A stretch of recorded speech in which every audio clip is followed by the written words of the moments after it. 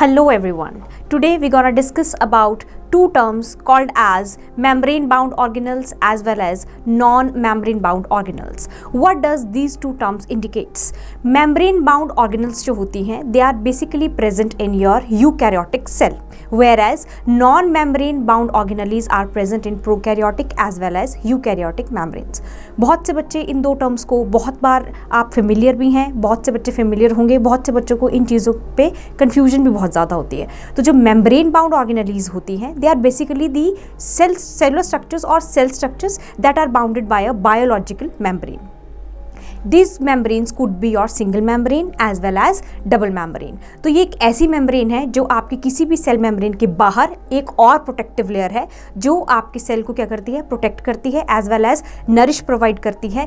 Eight the same time वो control करती है कि किसी भी तरह का एलिमेंट या न्यूट्रिएंट जो है आपके सेल के अंदर एकदम से एंट्री ना करे. सो ये जो आपकी membrane bound organelles हैं इसके बाहर जो membrane होती है वो आपकी एक तरह से प्रोटेक्टिव है and it is also called as the selectively permeable और semi permeable membrane. Semi permeable और सेलेक्टिवली परमिएबल मेम्ब्रेन, हम इसमें से कोई भी एक वर्ड इनके लिए चूज कर सकते हैं. सिंगल मेम्ब्रेन बाउंड ऑर्गेनेल्स के अंदर आपकी वो ऑर्गेनल्स हैं जो कि यूकैरियोटिक सेल के अंदर होंगी और उनके बाहर जो लेयर होगी that would be single layer. For example your lysosome, then your आपका आ सकता है उसके अंदर गोल्जी बॉडीज. तो ये क्या है आपकी वो ऐसी ऑर्गेनेल्स हैं जो कि आपकी वो ऑर्गेनल्स हैं जिसके अंदर सिंगल मेम्ब्रेन बाउंड ऑर्गेनल्स होती हैं.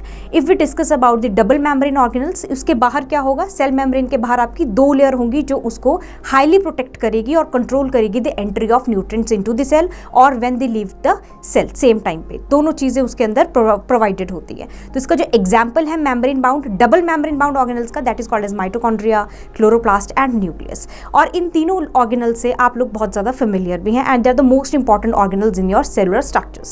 उसके बाद आती है नॉन मेम्ब्रेन बाउंड ऑर्गेनल्स जिसके अंदर आपके आती है वो ऑर्गेनल्स जो prokaryotic as well as eukaryotic दोनों सेल में प्रेजेंट होती है. For example your ribosome. तो इस पे बहुत बार आप क्वेश्चन भी देखते होंगे कि जो क्वेश्चन आपको आता है वो आता है कि name the organelle that is have the same function in prokaryotic as well as eukaryotic cell. तो उसका आंसर जो बनेगा वो बनेगा राइबोसोम.